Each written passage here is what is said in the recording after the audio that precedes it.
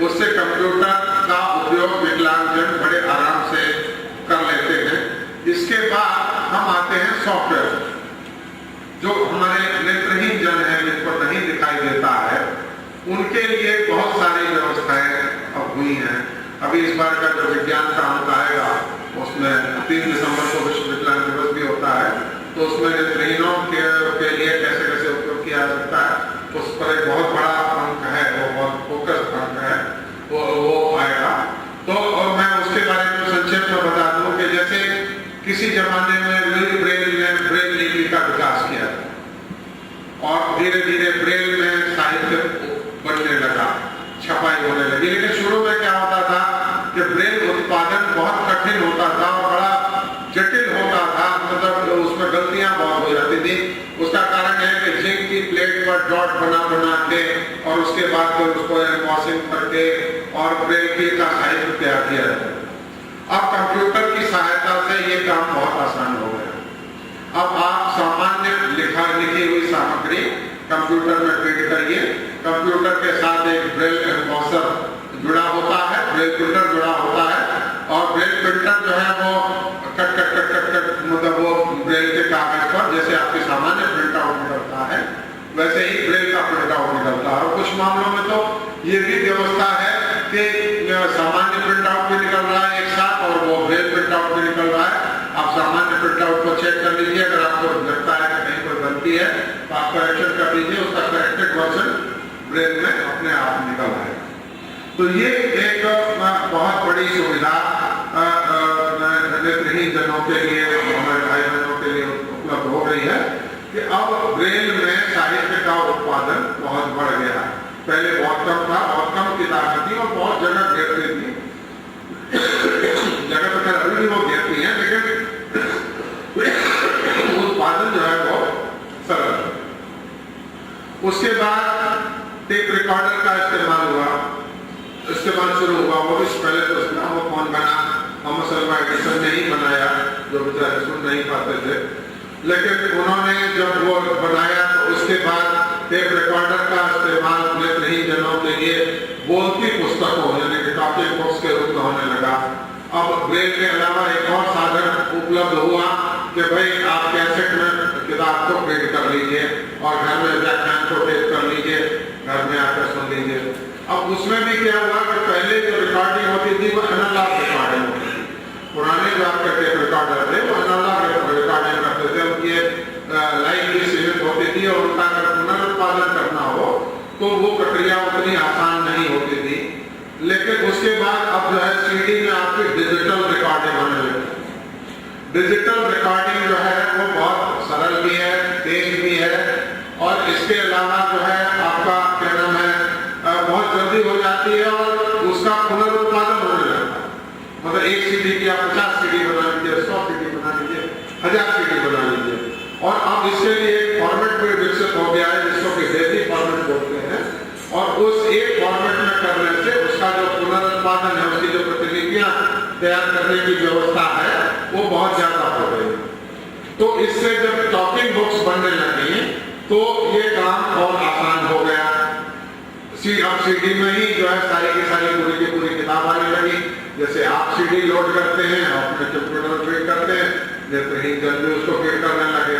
अब उसको फीड तो कर लिया, अब उसके बाद आगे की एक व्यवस्था और बनी है, वो ये है कि अब नेत्रहीन जन सामान्य पुस्तकें भी पढ़ सकते हैं और उसका उपाय ये है कि एक बुक स्कैनर आता है, जैसे आपका सामान्य स्कैनर है ऐसा ही बुक स्कैनर आता है, उसमें आप किताब को रख लीजिए, किताब जो है उसका पढ़ना लिखित जो सामग्री है वो स्कैन हो गई, स्कैन होकर वो कंप्यूटर में फीड हो गई और कंप्यूटर के साथ एक वॉइस सिंथेसाइजर जुड़ा हुआ है और वो वॉइस सिंथेसाइजर से जो कुछ भी छपा हुआ था वो उसको वो बोल के सुना देता है।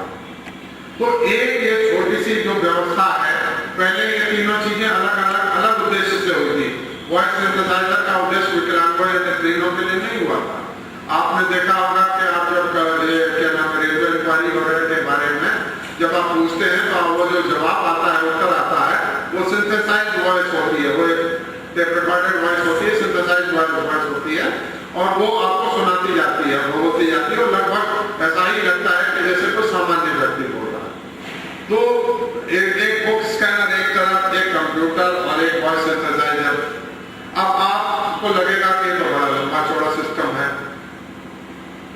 और आप जब किसी नेत्रहीन व्यक्ति को अगर किसी और जगह पर जाना है या कुछ बोलना है या क्लास में जाना है तो उसको बड़ी दिक्कत हो जाती है कि 3 अलग अलग इक्विपमेंट एक साथ जो है कैसे लिया जाए। अब वो भी समस्या हल हो गई।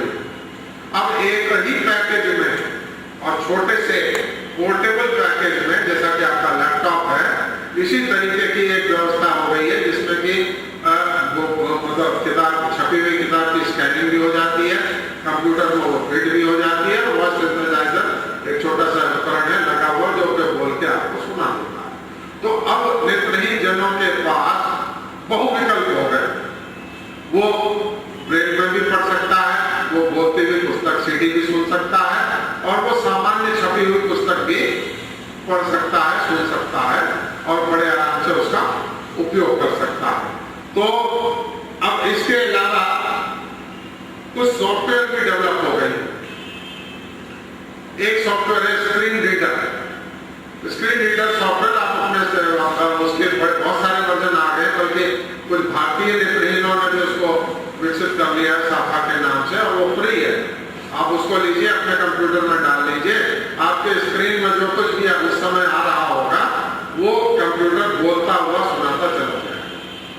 तो उस स्क्रीन रीडर से ये है कि आप मतलब आपका नेत्रहीन व्यक्ति का जो उपयोग करने की क्षमता है वो बहुत बढ़ गई है, और इसके कई वर्जन, और ये बहुत शुद्ध पुनरुत्पादन भी होता है। तो उसमें जो कुछ भी स्क्रीन पर होता है वो बिल्कुल खटाखट बोलते हुए, उसमें गलती नहीं होती। शुरू में गलतियां होती थी, अब सॉफ्टवेयर में इतना सुधार कर लिया गया है कि गलतियां भी नहीं होती हैं। और उससे क्या है कि एक पहले आपने देखा होगा कि जो नेत्रहीन व्यक्ति होते थे तो थोड़ा सा दबे हुए रहते थे, झुके हुए रहते, उनको ऐसा लगता था कि वो ज्ञान की जो तमाम शाखाएं हैं उन तक नहीं पहुंच पा रहे हैं, और उनको ऐसा लगता था कि उनको ज्ञान बड़ा कम मिल रहा है। उसका कारण ऐसा कि तो वो खाली भौतिक पुस्तकों पर निर्भर होते थे या ब्रेल पर निर्भर होते थे, और वो बड़ा महंगा होता था, बहुत कम उपलब्ध होता था। लेकिन अब जो है उनके लिए ज्ञान की शाखाएं इतनी बढ़ रही हैं कि आज एक नेत्रहीन व्यक्ति, आम नेत्रहीन व्यक्ति भी जो है वो पूरे आत्मविश्वास के साथ बोलता है। वो जो कुछ भी बोलता है उसको लगता है कि उसके पास एक ज्ञान का प्रामाणिक आधार है। वो जब हिंदी बोलता है, अंग्रेजी बोलता है, तो इतने आत्मविश्वास के साथ बोलता है क्योंकि उसको पता है कि उसका कंप्यूटर जो कुछ भी उसको बता रहा है वो शुद्ध रूप में बता रहा है। कंप्यूटर के साथ एक डिक्शनरी भी है, उसको अगर दिक्कत होती है तो वो उसको कंसल्ट कर लेता है, वो स्पेल चेक कर लेता है कि जो कुछ बोला जा रहा है, जो कुछ स्पेलिंग है या जो कुछ मैं जानना चाह रहा हूँ वो ठीक है या नहीं। तो ये एक बहुत बड़ी घटना है, बहुत बड़ा उपयोग है कि जिसका कि ज्यादा से ज्यादा उपयोग हो, वो हमारे समाज के लिए बहुत जरूरी है।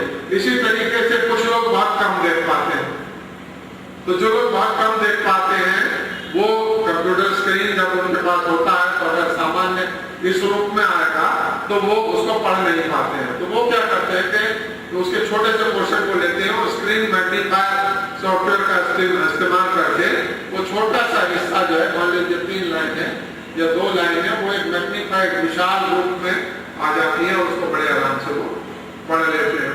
इसी तरीके से कुछ लोग जो है स्क्रीन का रंग अपने अनुकूल बदल लेते हैं, बैकग्राउंड अपने उपयोग बदल देते हैं। कुछ लोगों को काला ज्यादा दिखाई देता है, कुछ लोगों को ये रंग ज्यादा दिखाई देता है, तो उसका वो उस तरीके से उपयोग कर लेते हैं। तो इस तरीके के अनेक जो सॉफ्टवेयर हैं वो आ गए हैं और उनके आने से बहुत ज्यादा लाभ हुआ है, और उनके लिए ज्ञान के जो भंडार हैं वो धीरे धीरे करके खुलते चले जा रहे हैं। अब आते हैं हम जो लोग सुन नहीं पाते हैं उनके लिए। जो लोग सुन नहीं पाते हैं उनको भाषा संबंधी कठिनाई बहुत ज्यादा होती है, बाकी कठिनाइयां नहीं होती है। वो उनका भाषा ज्ञान कमजोर होता है, उसके लिए भी कंप्यूटर आधारित जो बहुत सारी वेबसाइटें हैं, मल्टीमीडिया सॉफ्टवेयर हैं। और मल्टीमीडिया में उनको क्या दिक्कत होती है कि जो ध्वनि वाला हिस्सा है वो नहीं सुन पाते हैं, तो उसके लिए कैप्शन की व्यवस्था कर दी जाती है। अब ऐसे सॉफ्टवेयर भी आ गए हैं कि वो बड़े आराम से बहुत जल्दी कैप्शन बना देते हैं और कैप्शन पढ़ के वो समझ जाते हैं कि इसमें क्या आ रहा है। तो इस तरीके की है। और इसी तरीके से वेबसाइटों का मामला है, सबसे बड़ी बात यह है कि विकलांगजन जागरूक भी बहुत हो गए हैं। भारत में तो थोड़े कम है, विदेशों में बहुत ज्यादा जागरूक हो गए हैं। मैं एक उदाहरण बताता हूँ कि सिडनी ओलंपिक हुआ था, तो वहां पर जो ओलंपिक की जो वेबसाइट थी वो विकलांगों के लिए सुगम नहीं थी। तो एक नेत्रहीन व्यक्ति ने मुकदमा कर दिया अदालत में कि ये वेबसाइट सुगम नहीं है, इसको सुगम बनाया जाए। वहां पे कोर्ट ने इसका आदेश किया, जैसे हमारी अदालतें भी आदेश करती हैं आजकल, बहुत संवेदनशील हो गई है। तो उन्होंने आदेश किया और अब उसके बाद से कानून बना कि जो भी वेबसाइट बनाई जाएगी उसमें एक पैमाना ये होगा कि वो सभी के लिए सुगम होनी चाहिए। तो सुगम वेबसाइटों का भी जो चलन है वो बहुत बढ़ गया है, और खासतौर से जो व्यावसायिक वेबसाइटें तो होती हैं, बाकी वेबसाइटें भी जो हैं वो अब सुगम होने लगी हैं और उसका पूरा लाभ लिया जा रहा है। इसी तरीके से जो कंप्यूटर आधारित उपकरण हैं उनको भी जो है वो विकलांगों के लिए अनुकूल बनाए जाने की प्रक्रिया जोरों पर है। कुछ जो है वो स्पेलिंग नहीं समझ में आती है, ताकि उसकी जांच के लिए भी उपकरण आ गए हैं, और जांच के लिए उपकरण के अलावा जो है वो जांच के बाद उस हिसाब से उसको पढ़ाया जाता है। इसी तरीके से जो लोग मानसिक मंदता के शिकार होते हैं, जो लोगों की IQ कमजोर होती है, उनको भी जो है और उनकी भी पूरी की पूरी जांच होती है, और जितना IQ उनका होता है उस हिसाब से उनको पढ़ाया जाता है। और पढ़ाने के बाद उनको ज्यादा से ज्यादा दोहराने वाले कार्य कंप्यूटर के सहायता से, कंप्यूटर आधारित उपकरणों की सहायता से पढ़ाए जाते हैं, ताकि उनका ज्यादा से ज्यादा मानसिक विकास हो जाता है, या एक किस्म का उनको उद्दीपित भी कराया जाता है। उनका जो कुछ जो सोई हुई जो ग्रंथियां हैं उनको जगा दी जाती हैं। तो इस तरीके से जो विकलांगों की शिक्षा है उसमें जो कंप्यूटर प्रौद्योगिकी है वो एक अहम भूमिका निभा रही है। आने वाले समय में ये बहुत ज्यादा लाभदायक सिद्ध होगी। इस उम्मीद के साथ मैं एक बार फिर भूमि भाभा विज्ञान शिक्षा केंद्र का और विज्ञान परिषद प्रयाग का बहुत बहुत आभार प्रकट करता हूँ कि विषय पर अपने विचार प्रस्तुत करने का मुझे अवसर मिला।